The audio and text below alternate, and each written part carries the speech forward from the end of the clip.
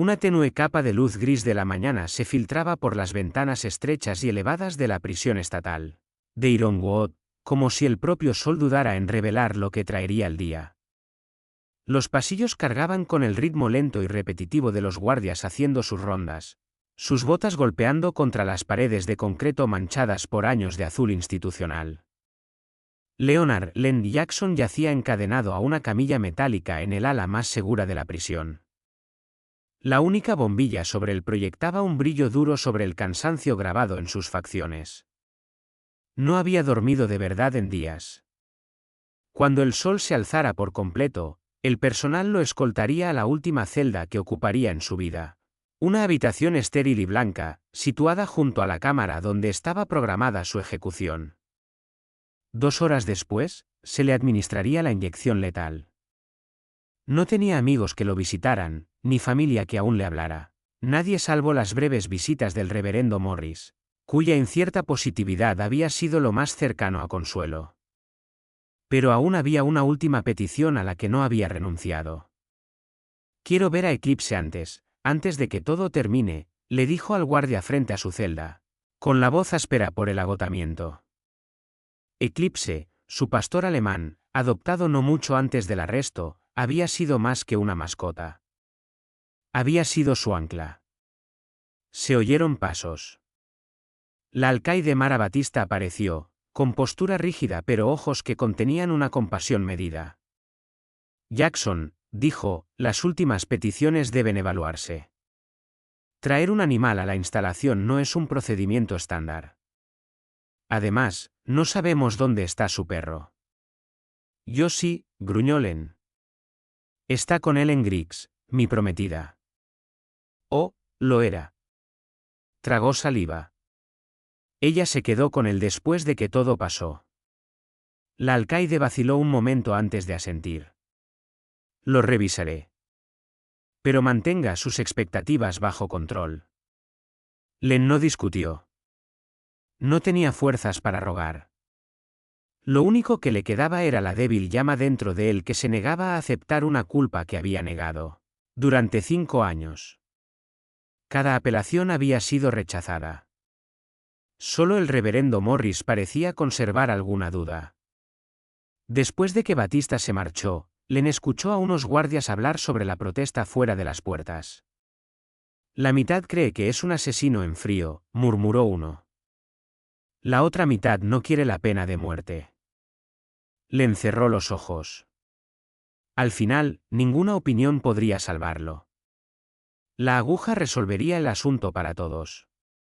Se obligó a ponerse de pie, las cadenas tintineando. Caminó hacia la estrecha ventana, poco más que una ranura en la pared, y vio el leve rubor del amanecer.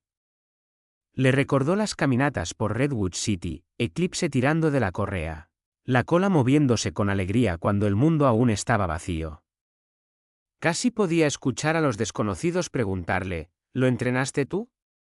Y él respondía orgulloso cada vez. Aquella vida parecía robada, inalcanzable. Un golpe seco interrumpió el recuerdo.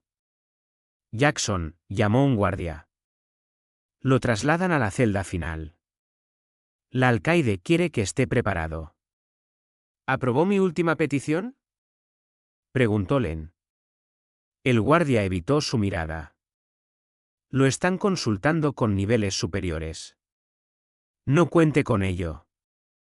Len exhaló despacio y extendió las muñecas.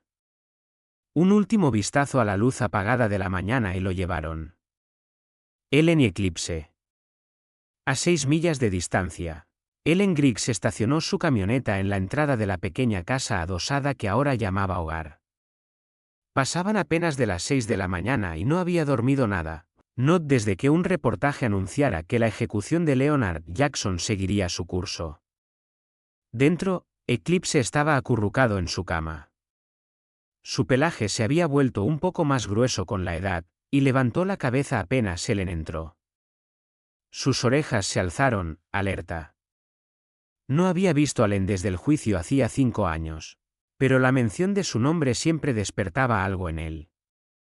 Ellen se arrodilló y pasó los dedos por su lomo. «¿Lo extrañas?», susurró. Lo sé. Ella nunca creyó que Len fuera culpable. Las pruebas siempre habían parecido distorsionadas, testigos poco fiables, una huella nunca confirmada. Y un supuesto motivo financiero basado en conjeturas. Pero la seguridad de la fiscalía había destruido cada apelación. Su teléfono vibró. En la pantalla aparecía, prisión estatal de Ironwood. Contestó, temblorosa. ¿Señorita Griggs? Preguntó una voz serena. Habla el alcaide Batista. Llamo sobre la última petición del señor Jackson. ¿Hay un retraso? El gobernador. No, interrumpió Batista con suavidad. No hay suspensión. La ejecución continúa. Pero el señor Jackson ha pedido ver a su perro por última vez. ¿Eclipse está con usted? Ellen casi dejó caer el teléfono. ¿Él aún quiere verlo? Tenemos una aprobación tentativa, dijo la alcaide. Pero debe llegar en 90 minutos o no podremos permitirlo. Iremos ahora mismo, susurró Ellen. Eclipse sintió su urgencia, moviendo la cola con expectativa, aunque con ojos tensos. Ellen le puso la correa y lo llevó a la camioneta. Mientras arrancaba el motor, el miedo le oprimía el pecho. Este sería el trayecto más oscuro de su vida. A medida que conducía por calles vacías, el amanecer teñía el cielo de tonos naranjas y rosados. Eclipse observaba por la ventana, gimiendo a veces. Ellen le acariciaba la cabeza en los semáforos. Aguanta, Len. Por favor. Llegaron a las altas rejas de Ironwood. Un guardia la registró y la condujo a una entrada lateral. Ella esperó en la camioneta, el corazón golpeando, acariciando el pelaje de Eclipse para encontrar el valor que necesitaba. Un guardia apareció y la llamó. Era la hora. El detective Anton Delacqua. Al otro lado de la ciudad, Anton Delacqua ajustó el nudo de su corbata, observando al hombre cansado del espejo. Décadas de trabajo policial le habían dejado líneas de desgaste. Y detrás de esas líneas vivía un arrepentimiento que nunca desaparecía. Él había sido el detective principal del caso que envió a Len a muerte. En aquel entonces, todo parecía claro, huellas dactilares, movimientos financieros extraños, un sospechoso cerca de la escena. Pero, con los años, los detalles comenzaron a devorarlo, testimonios manipulados, registros digitales desaparecidos, inconsistencias que antes había ignorado. Incluso su antiguo compañero había confesado dudas antes de jubilarse. A las puertas de las 9 de la mañana, la culpa de Anton se volvía insoportable. Un mensaje de la fiscalía iluminó su teléfono. Última apelación denegada. Ejecución a las 9. Si queda algo por hacer, es ahora. Anton tomó un teléfono desechable y marcó un número de memoria. Sí. Respondió una voz áspera. Soy Delacqua, dijo. Necesito un favor. Urgente. Te enviaré los archivos. El hombre al otro lado se especializaba en recuperar datos ocultos, el tipo que no aparece en informes oficiales. Si había algo enterrado que pudiera probar la inocencia de Len, era la última oportunidad.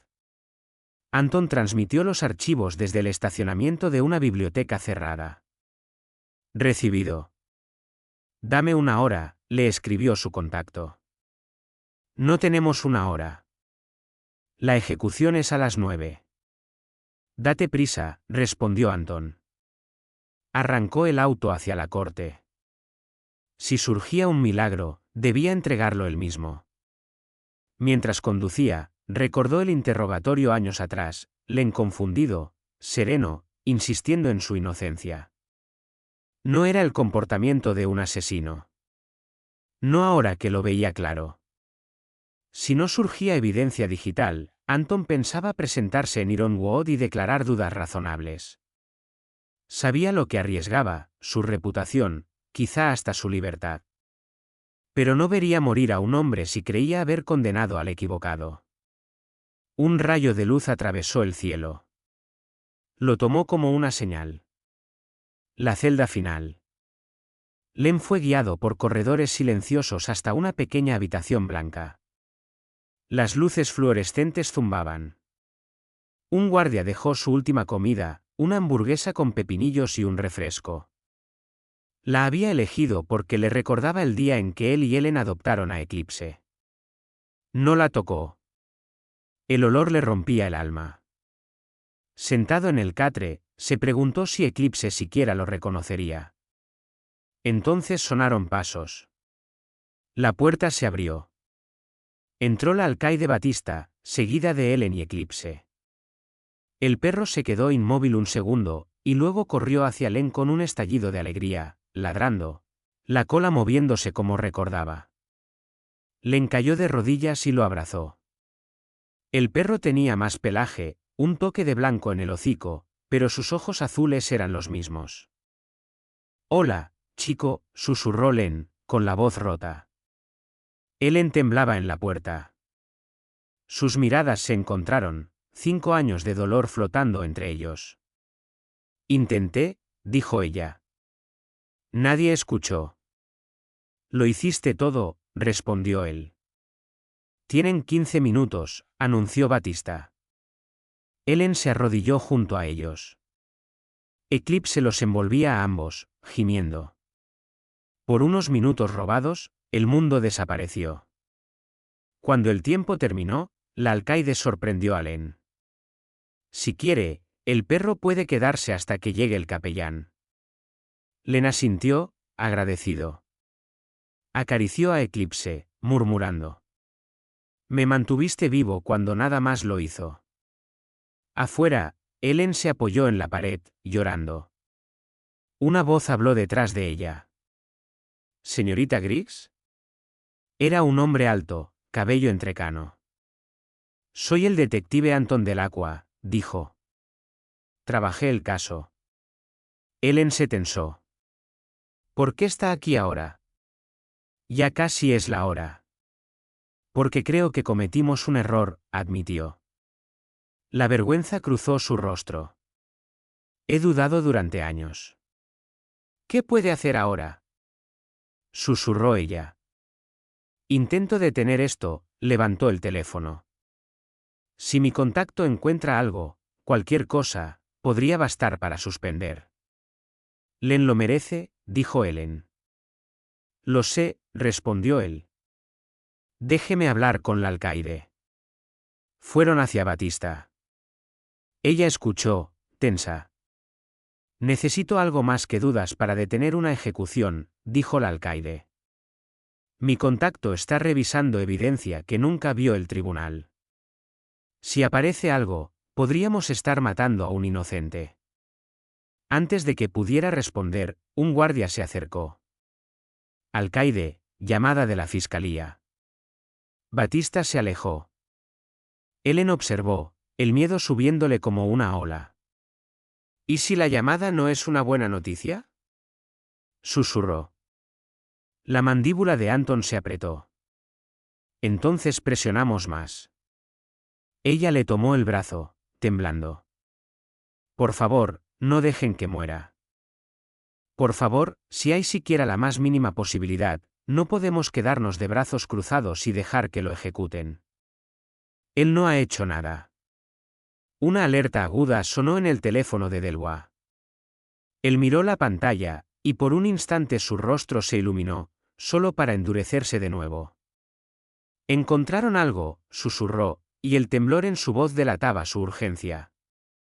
«Mi fuente dice que los registros financieros de Concaid muestran enormes transferencias alrededor de la fecha del asesinato. Todas canalizadas a través de empresas fantasma. Podría ser dinero para silenciar a alguien. Podría ser un montaje. Están enviando los documentos ahora». Ellen sintió que el piso se inclinaba bajo sus pies. Eso podría ser suficiente, si no para exonerar a Len de inmediato, entonces al menos para demostrar que el caso en su contra estaba podrido. Delacqua frunció el ceño. «Necesito los detalles. Podría demostrar que Jackson fue incriminado». O que la muerte de Concaid fue parte de algo más grande de lo que creíamos. ¿Vaciló? ¿Pero el alcaide siquiera considerará detener la ejecución para revisarlo? No tardaron en averiguarlo. Batista regresó, pálida, como si hubiera visto un fantasma. Detective Delois. Señorita Griggs, dijo con voz grave. El fiscal podría considerar una suspensión temporal, pero debe pasar por la oficina del gobernador. Delois le extendió su teléfono. Se los enviaré ahora mismo. La mandíbula de Batista se tensó. Hágalo. Llamaré personalmente al equipo del gobernador. Ellen sintió como una esperanza dolorosa le crecía en el pecho. No nos queda mucho tiempo, ¿verdad? Preguntó. Batista no respondió, simplemente les indicó que la siguieran. Se dirigieron rápidamente a su oficina, donde el alcaide activó las líneas telefónicas mientras Delois enviaba todos los archivos que tenía. Sí, consejo del gobernador, dijo Batista con voz tensa. Estoy revisando evidencia que podría indicar una condena errónea. No podemos proceder con la ejecución hasta verificar o descartar estos hallazgos. Ellen se quedó cerca de la puerta, el corazón golpeándole la garganta. ¿De verdad estaba ocurriendo esto? Se imaginó a Ellen en su celda, quizá despidiéndose de Eclipse por última vez. Miró a Delois, su postura rígida era una mezcla de culpa y frenesí. 10 minutos agonizantes pasaron antes de que Batista colgara. Quieren más pruebas, dijo. Pero permitirán un retraso de 2 horas para la inyección si logramos presentar una pista creíble. ¿2 horas? Susurró Ellen. Es mejor que nada, murmuró Delois. Nos da una ventana. Si demostramos que estas transferencias forman parte de un asesinato por encargo, o de un montaje, podremos solicitar una suspensión completa. Batista exhaló despacio. Debemos mantener esto en secreto. Si los medios se enteran antes de que el gobernador emita algo oficial, podría explotar. Ellen soltó un suspiro tembloroso. Len podría vivir un poco más. Batista se volvió hacia ella. Si la evidencia lo exculpa, aunque sea parcialmente, detendré yo misma la ejecución. Pero todo depende de lo que descubramos en los próximos 90 minutos. Ellen asintió, con lágrimas acumulándose. Rezó para que no fuera una broma cruel del destino, una esperanza que se derrumbaría al final. Porque si eso ocurría, su último recuerdo de Ellen sería viéndolo caminar hacia la muerte cargando con una mentira. El capellán Morris tocó suavemente la puerta de la celda final. ¿Leonard? ¿Puedo pasar? Len, con una mano aún apoyada en el cuello de Eclipse, asintió cansado. Sí. Pase. Un guardia sacó a Eclipse. El pastor alemán se resistió, gimiendo, sus uñas raspando el piso. Len le lanzó un beso mientras la puerta se cerraba con un estruendo. Morris entró con su Biblia en la mano. Ya se conocían bastante tras las visitas semanales. Están preparando la cámara, dijo suavemente. Pero quería pasar este momento contigo, a menos que prefieras estar solo. Len le ofreció una sonrisa triste. No. Me alegra que esté aquí. Rezaron, aunque en realidad fue Morris quien oró, mientras Len oscilaba entre la entumecida resignación y una débil esperanza dolorosa. Pensó en su madre, en cómo siempre le decía que había redención incluso en los peores lugares. ¿Podría soportar ella la idea de que su hijo muriera por algo que no hizo? Sentía más pena por su memoria que miedo por su propia muerte. A mitad de la oración, la puerta se abrió de nuevo. Batista entró, hablando con rapidez. Capellán, necesito un momento a solas con el señor Jackson. Morris se apartó. La alcaide se acercó, visiblemente conflictuada. Jackson, hemos recibido nueva información que cuestiona su participación en el crimen. He conseguido un aplazamiento de 2 horas para la inyección, a partir de este momento. Len la miró sin comprender. ¿Aplazamiento? O sea que... No morirá a las 9. El procedimiento está en pausa hasta las 11. Debemos verificar unos registros financieros que podrían indicar que usted fue incriminado.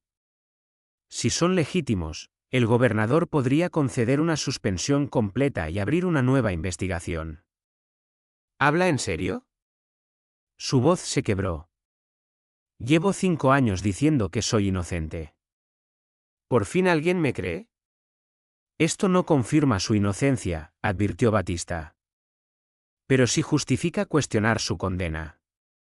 El detective del UA está presionando para reabrir el caso. Una oleada de emociones golpeó a Len: alivio, rabia, incredulidad. Sus manos temblaron. Al menos tenía unas horas más de vida. Leonard, murmuró Morris. Quizá este sea el milagro que pedimos. No sé si puedo soportarlo, dijo Len. Si todo se cae, ¿cómo vuelvo a enfrentar esa aguja? Con la misma dignidad que has mostrado, respondió Morris. Pero recemos porque la verdad gane. Len se frotó los ojos, el pensamiento acelerado. Si vivo, ¿qué luego? ¿Eclipse? ¿Ellen? 5 años destruido. Incluso libre, comenzaría desde cero. Pero por encima de todos los miedos había una realidad ensordecedora. No voy a morir hoy. Batista colgó otra llamada y se aproximó. Lo mantendremos bajo estricta vigilancia. Le informaré en cuanto sepamos más. Gracias, dijo Len. Gracias por darme una oportunidad. Ella asintió y salió. Morris se sentó a su lado. ¿Quieres hablar? Tengo miedo, admitió Len. Miedo de tener esperanza, y miedo de no tenerla. No estás solo, dijo Morris, ofreciéndole agua. El tiempo avanzó lentamente. 9:15. 9:30. 9:45. Cada minuto era a la vez un alivio y una amenaza. A las 9:52, la puerta zumbó al abrirse. Tattle, el guardia, se apartó, y Eclipse entró dando saltos, la cola agitándose furiosamente. Len se quedó boquiabierto. ¿Qué? La alcaide pensó que querrías estar con tu perro mientras esperas, dijo Tattle, encogiéndose de hombros. Creo que ambos lo necesitan. Len cayó de rodillas, enterrando el rostro en el pelaje del perro. La simple bondad lo quebró. Tal vez aún no se acabó, amigo, susurró. Quizá tengamos un poco más de tiempo. Por primera vez desde su arresto, algo verdadero floreció dentro de él: esperanza. En la oficina de Batista, Delwa caminaba de un lado a otro mientras ella hablaba por teléfono con el consejo del gobernador. Ellen permanecía rígida en una silla, observando el reloj. 10:05, menos de una hora. El teléfono de Delwa vibró, otro mensaje de su fuente. Sus ojos se agrandaron al leerlo. Rastrearon las empresas fantasma de Concair hasta un hombre llamado Walton Green, dijo. Un arreglador. Organiza asesinatos. Planta evidencia. Desapareció justo después del juicio de Len. Batista cubrió el auricular. ¿Un arreglador? Así que Concaid podría haberlo contratado, o alguien lo usó para matar a Concaid y culpar a Jackson. Delwa asintió. En cualquier caso, destruye la narrativa original. El corazón de Ellen se aceleró. Nunca había visto el nombre Green en ningún archivo. ¿Hay algo que lo vincule a la noche del asesinato? Nada sólido todavía, respondió Delwa. Necesitamos pruebas de que estuvo en Redwood City esa noche. Antes de que alguien hablara, entró un hombre mayor, Thomas Joerger, ayudante del fiscal, uno de los que construyeron la condena de Jackson. Ellen se tensó. Me dijeron que intentan detener la ejecución, dijo Joerger. Necesito ver la evidencia. Delwa le explicó los hallazgos. Joerger cruzó los brazos. A menos que prueben que Jackson no pudo hacerlo, o que alguien más lo hizo, no apoyaré una suspensión. ¿Ni con duda razonable? Soltó Ellen. ¿Aún así permitiría que muera? Todos los convictos dicen ser inocentes, respondió. Teníamos huellas dactilares. En un cuchillo robado de su camioneta semanas antes, replicó Delois. Nunca se investigó esa pista. No teníamos motivo para. Batista lo interrumpió. ¿Basta? El gobernador quiere un vínculo directo con Green. Sin eso, la ejecución sigue.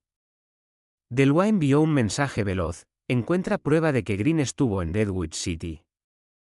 Joerger suspiró. Muéstreme algo, cualquier cosa, que lo coloque en la escena. El teléfono sonó de nuevo. Batista contestó y sus ojos se agrandaron. Encontraron un grupo de llamadas del teléfono desechable de Green. Antenas cerca de Redwood City la noche del asesinato. Delois se inclinó. ¿Dónde exactamente? Batista escuchó un segundo más y colgó lentamente. A 1 kilómetro del ático de Concaid, cerca de la hora estimada de la muerte. Las llamadas se detienen a medianoche. Ellen jadeó. Eso era prácticamente la escena del crimen. La seguridad de Joerger tambaleó. Eso sugiere otro posible sospechoso. Batista llamó de nuevo al consejo del gobernador, explicándolo todo. Tras una tensa conversación, colgó.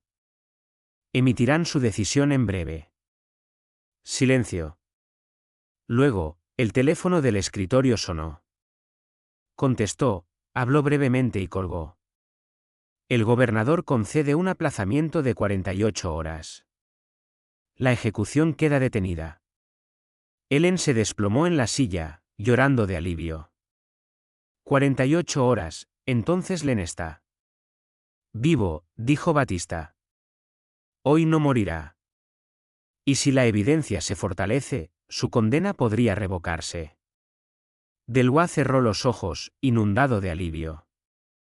Joerger permaneció rígido, visiblemente sacudido. Ellen tomó la mano de Batista. Gracias. Gracias por darle una oportunidad.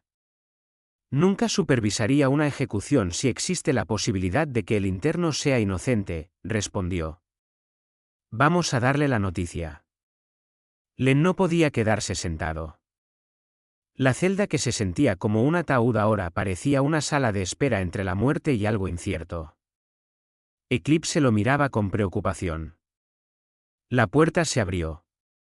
Allí estaban la alcaide Batista, Ellen y el detective Delois. Señor Jackson, dijo Batista con suavidad. El gobernador ha concedido un aplazamiento de 48 horas. Su ejecución no tendrá lugar hoy. Len se quedó inmóvil. No, voy a morir. No. Hoy no. Sus rodillas casi cedieron. Ellen corrió a abrazarlo, llorando. Eclipse ladraba emocionado. Delois dio un paso adelante. Jackson, soy el detective Anton Delois. Llevé su caso. Y estoy aquí para decirle, lo siento. Puede que alguien haya orquestado todo esto. Len lo miró.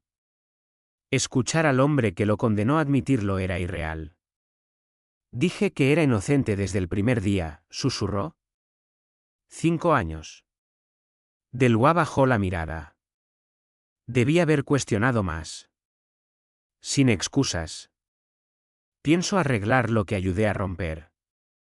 Ellen le explicó las nuevas pruebas, el arreglador, las empresas fantasma, las llamadas. ¿Y ahora qué? Preguntó Len. Si la investigación confirma lo que creemos, respondió Batista, podría quedar exonerado. Podría ser libre, añadió Ellen, apretando su mano. Libre. La palabra dolía casi tanto como consolaba. Len abrazó a Eclipse. Tenemos más tiempo, amigo. Batista miró su reloj. Lo trasladarán fuera del área de ejecución, de vuelta a máxima seguridad, pero no a corredor de la muerte. Habrá una audiencia pronto. Y si la evidencia continúa alineándose, los cargos podrían retirarse. Len la miró con gratitud devastadora. Gracias, por no ignorar la verdad. Solo hice lo correcto, respondió. Un guardia llegó para el traslado. Ellen debía llevar a Eclipse a casa. Te veré pronto, prometió Len, abrazando al perro una vez más. Por primera vez, la puerta de la celda no se cerró como una sentencia de muerte, sino como un muro temporal entre él y un mundo al que quizás volvería. Delois se quedó atrás. Tiene motivos para resentirme, dijo en voz baja. Pero voy a descubrir la verdad. Len tragó saliva. Estoy enfadado, sí. Pero si me ayuda a limpiar mi nombre, eso es lo que importa. Lo haré, prometió Delois. Luego se fue. Len cayó en la litera, temblando. La hamburguesa intacta seguía allí, pero ya no parecía su última comida. Afuera, la vida seguía, radios, pasos, el zumbido del edificio. Pero algo fundamental había cambiado. Ya no era un hombre condenado. Era un hombre con una oportunidad. Las noticias sobre la ejecución detenida se difundieron al instante. La zona fuera de Ironwood estalló, algunos protestaban furiosos, otros celebraban. Pancartas ondeaban, justicia para Concaid inocente hasta que se demuestre lo contrario. Los reporteros rodearon a Ellen cuando intentó llegar a su camioneta, con Eclipse pegado a su lado. Señorita Griggs, ¿tiene pruebas de que Jackson fue incriminado? ¿Demandará por compensación? Sin comentarios, dijo temblando. Déjenme pasar. Un oficial uniformado intervino. Abran paso. Ellen llegó a su camioneta, cerró y bloqueó la puerta. Eclipse gimió. Le ganamos tiempo, susurró. Dios, realmente lo hicimos. Pero la ciudad estaba a punto de partirse en dos. 5 años de certezas acababan de romperse, y alguien estaría desesperado por ocultar la verdad. Su teléfono vibró. Puedo ayudar a demostrar la inocencia de Leonard. Contácteme. Frunció el ceño. ¿Un informante? ¿Un loco? ¿O algo real? Se lo enviaría a Delois más tarde. En casa, rodeada de cajas medio empacadas desde que su vida se derrumbó años atrás, se dejó caer en el sofá. Tenemos 48 horas, murmuró. No podemos perder ni un segundo. Eclipse apoyó la cabeza en su rodilla. No vamos a fallarle, prometió ella. Mientras tanto, Delois condujo directo a la comisaría. Iba a revisar el caso él mismo. Los registros del teléfono desechable de Green eran demoledores. Llamadas dentro y fuera de la zona, cerca del ático de Concaid la noche del asesinato. La última a las 12:07 de la noche, minutos antes de la muerte. Luego silencio. El teléfono jamás volvió a usarse. En la estación, colegas lo miraban con desprecio. Él los ignoró y exigió los archivos del caso. Están archivados, dijo la secretaria. Delois mostró la placa. Es una revisión por posible condena errónea. Los necesito. La secretaria palideció y regresó con varias cajas llenas de polvo. Delois las llevó a una sala de interrogatorios y comenzó a revisarlas frenéticamente. La mayoría de los archivos eran familiares, fotos de la escena, entrevistas, declaraciones contradictorias que la fiscalía había ignorado convenientemente. Entonces encontró algo que nunca había visto. Un informe etiquetado. Análisis forense de la escena del crimen número 2. Fecha, 3 días después del asesinato. Recordaba solo un informe forense utilizado en el juicio. Este segundo informe había sido ocultado. Lo abrió. Impresiones parciales de zapatos que no coincidían ni con Leonard Jackson ni con la víctima.